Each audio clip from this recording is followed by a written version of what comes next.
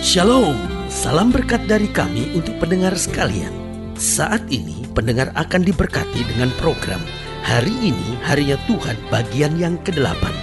Sebuah program rohani tentang doktrin Alkitab yang menolong kita untuk semakin tertanam dalam kebenaran firman dan bertumbuh dalam kemuliaan. Bersama hambanya, Pendeta Gilbert Lumendo, STH.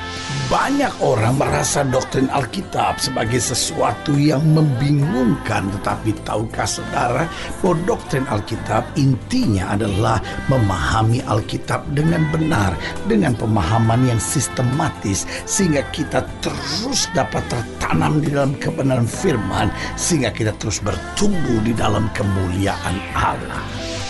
Buka hati saudara sekalian untuk menerima berkat-berkat firman-Nya hari ini. Pada dasarnya kalau kita mau jujur, setiap orang dapat menentukan banyak hal dalam hidup ini. Ingat, Tuhan sudah beri kuasa kepada kita.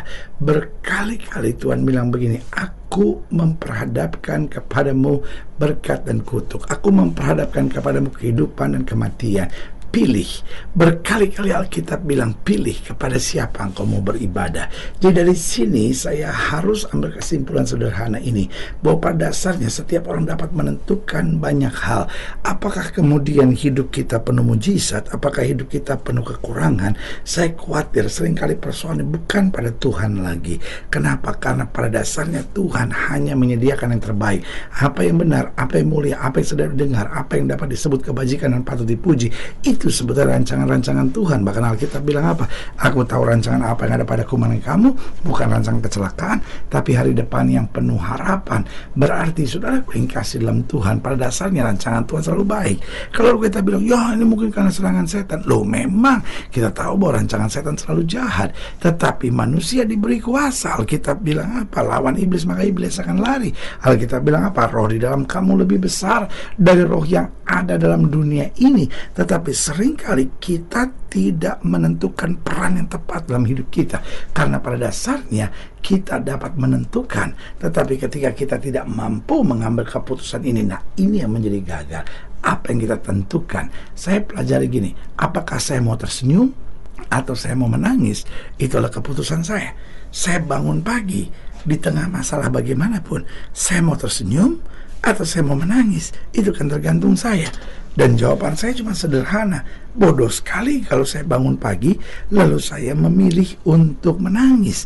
Kenapa? Iya, tapi kan pendeta masalah saya berat, lu masalah saya banyak. Loh, menangis menyelesaikan masalah enggak? Ya tapi sih enak udah nangis. Loh, mana bisa enak saudara-saudara? Kesannya enak, tapi itu tipuan iblis. Makin kita nangis makin kita lemah, makin kita nangis pikiran kita makin pendek, makin kita nangis makin kita kecewa, makin kita nangis makin kita diikat oleh segala kesedihan dalam hidup kita. Jadi karena itu mau ada masalah apapun kita tersenyum. Kita tahu Tuhan gak pernah mengecewakan kita kok. Kita tahu bahwa Tuhan tidak pernah berikan pencobaan lebih daripada kemampuan anak-anaknya kok. Kita tahu kok bahwa Tuhan tidak akan pernah meninggalkan dan membiarkan kita. Artinya kita tersenyum karena kita tahu Tuhan pasti membela kita. Kita tersenyum karena kita tahu Roma 8 ayat 28, Allah turut bekerja dalam segala perkara untuk mendatangkan kebaikan. Kita tersenyum karena kita tahu the end of the day, kemenangan selalu terjadi buat orang benar. Haleluya. Berarti kita dapat menentukan. Jangan ditentukan oleh masalah, jangan ditentukan oleh serangan iblis, jangan ditentukan oleh persoalan kehidupan, jangan ditentukan oleh suasana hati kita. Kita dapat menentukan apakah saya mau tersenyum atau saya menangis. Berarti kalau sudah menangis hari ini, itulah keputusan yang kau ambil. Tapi kalau sudah tersenyum, itu juga keputusan yang sudah ambil hari ini. Sebagai hamba Allah, saya mau ingatkan, tersenyumlah, karena sukacita dari Tuhan adalah kekuatan kita. Jadi ingat, kita dapat menentukan apakah kita mau tersenyum atau menangis. Yang kedua, kita dapat menentukan apakah saya mau bersemangat atau saya mau putus asa. Ya tapi pendeta, orang ngomong tentang saya begini-begini, orang memfitnah saya. Loh, saudara yang kasih dalam Tuhan, saya mau semangat atau saya mau putus asa tidak tergantung omongan orang, tapi tergantung suasana hati kita.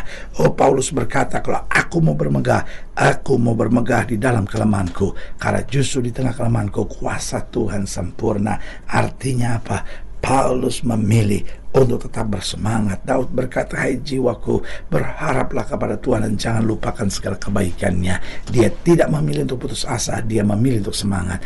Orang-orang yang Tuhan pakai adalah orang-orang yang memilih untuk tetap bersemangat. Yang ketiga, kita juga dapat menentukan apakah kita mau mengampuni atau dendam.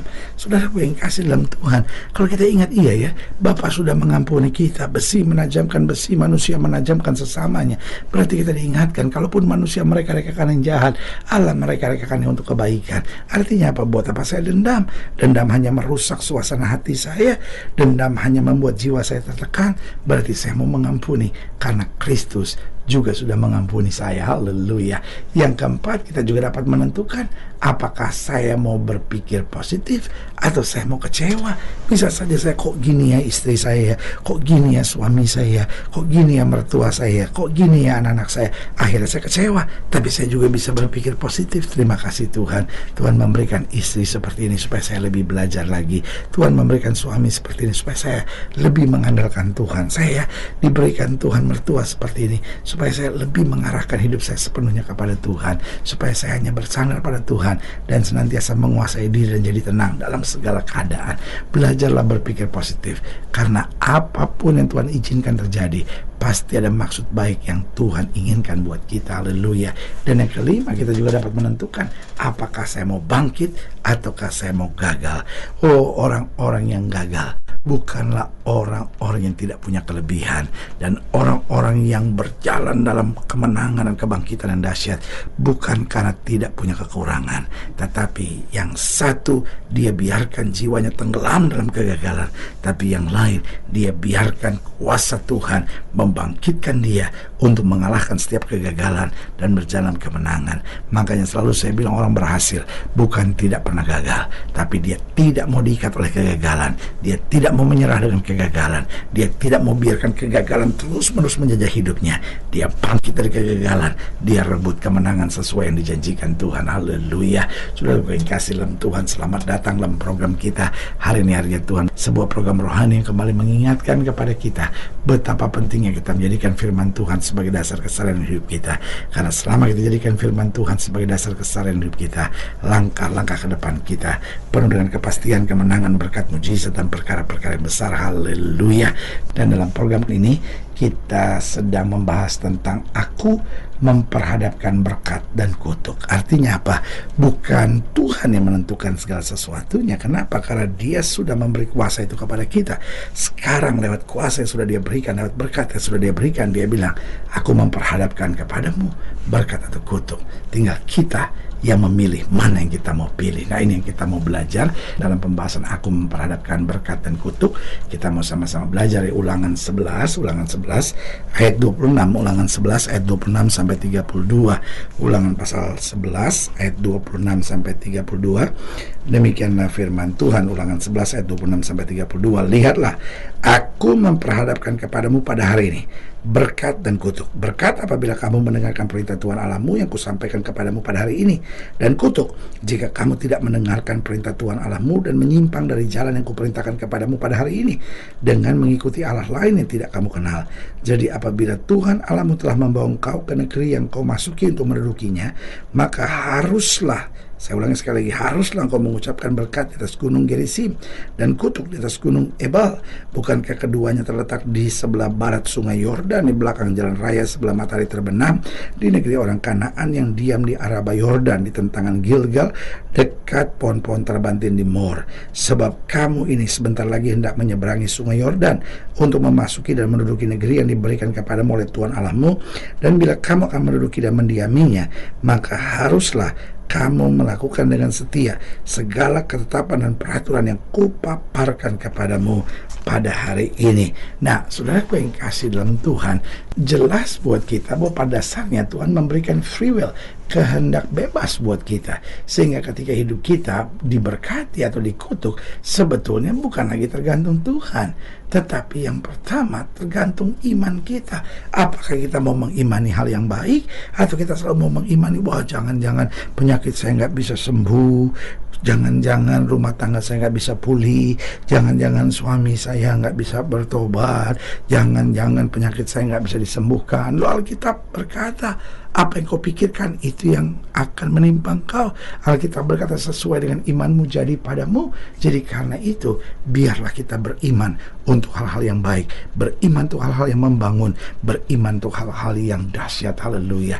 Yang kedua, dia tergantung keputusan-keputusan kita. Saya mau memutuskan apa? Saya mau memutuskan untuk tetap hidup dekat sama Tuhan, atau saya mau kompromi dengan dunia? Saya mau memutuskan untuk pegang janji Tuhan atau percaya omongan manusia, ya kan? Jadi tergantung keputusan kita. Dan yang ketiga, tergantung juga apa? Komitmen kita. Maukah kita melakukan firman Tuhan dengan sungguh-sungguh? Ya kan? Maukah kita tidak miring ke kiri maupun miring ke kanan? Maukah kita hidup dalam kasih? Maukah kita tetap bertahan di dalam iman apapun yang terjadi? Jadi yang pertama tergantung iman kita, yang kedua tergantung keputusan-keputusan kita, yang ketiga tergantung komitmen kita, dan yang keempat juga tergantung pertobatan kita. Jangan sampai kita sudah masuk gereja, jangan sampai kita bilang kita cinta Yesus, tetapi masih juga hidup dalam dosa, masih juga tidak mau bertobat, masih juga melakukan tindakan-tindakan yang Tuhan gak suka. Waktu kita bertobat dengan sungguh-sungguh, maka berkat Tuhan juga akan dicurahkan luar biasa. Selanjutnya yang kelima, tergantung apa? Tergantung kesetiaan kita. Karena kita bilang orang yang bertahan sampai kesudahannya, itulah akan beroleh selamatnya. Berarti bukan hanya Tuhan mau kita cinta dia, tetapi kita setia sampai pada akhirnya. Haleluya. Dan yang keenam, tergantung apa? Tergantung perubahan hidup kita. Sehingga Paulus berkata, aku hidup, tapi bukan lagi aku yang hidup, tapi Kristus yang hidup dalam aku. Paulus berkata apa? Apa yang dulu kuanggap kebanggaan, sekarang kuanggap sampah. Artinya apa? Ada perubahan yang radikal, ada perubahan yang total. Berarti ada 6 hal yang menentukan apakah saya mau hidup diberkati atau saya dikutuk. Yang pertama, iman kita. Yang kedua, keputusan-keputusan kita. Yang ketiga, komitmen-komitmen kita. Yang keempat, pertobatan kita. Yang kelima, kesetiaan kita. Dan yang keenam, perubahan hidup kita. Haleluya. Saudara yang kasih dalam Tuhan, jika saudara di lainnya lebih jauh, hubungi kami melalui telepon, hubungi kami melalui surat, kunjungi website kami, karena kami ada untuk membawa Bapak Ibu saudara senantiasa lebih dekat pada Tuhan dan mengalami kasih kuasa mujizat yang luar biasa. Haleluya. Saya khusus melalui program ini juga saya mau berdoa buat siap saudara yang sakit, siap saudara yang berbeban berat, karena saya percaya bahwa bagi Allah tidak ada perkara yang mustahil. Nah, saudara-saudara yang ingin didoakan secara khusus, boleh taruh tangan kanan saudara di dada dan kita akan berdoa. Mari kita berdoa. Bapa, dalam nama Yesus, hamba doa buat yang sakit, hamba doa buat yang berbeban berat, hamba doa untuk setiap mereka sedang menghadapi masa-masa yang sukar, karena hamba percaya bahwa bagi Allah tidak ada perkara yang mustahil. Bapa, hamba berdoa di dalam nama Yesus, Tuhan jamah yang sakit Tuhan sembuhkan, yang lemah Tuhan kuatkan, yang susah Tuhan hiburkan, yang jatuh Tuhan angkat, sehingga hari-hari yang penuh kemenangan boleh berlaku. Secara khusus hamba doa buat mereka yang taruh tangan kanannya di dada, di dalam nama Yesus, Tuhan jamah anugerah kasih karunia kuasa Tuhan boleh terus bekerja. Mereka yang taruh tangan kanannya di dada, sehingga kami tahu bahwa kami harus terus berjalan dalam iman, mengambil keputusan yang tepat, selalu bertahan dan setia, bertobat sungguh-sungguh, dan akhirnya kami siap untuk berubah dalam segala hal. Kami mempertahankan komitmen kami untuk sekali Yesus, tetap Yesus sampai selama-lamanya. Di dalam nama Yesus kami berdoa. Haleluya. Amin. Saudara yang kasih dalam Tuhan, kita sudah berdoa. Ingat, Allah tidak pernah lalai menepati janjinya. Inilah saatnya buat kita untuk bangkit, bersemangat, bersuka cita dalam menghadapi segala perkara, karena kita tahu Yesus hidup, Yesus berkuasa dan selalu menyediakan terbaik buat anak-anaknya. Doa saya menyertai saudara. Sampai berjumpa pada program berikut, dan jangan lupa jadikan hari ini harinya Tuhan. Haleluya.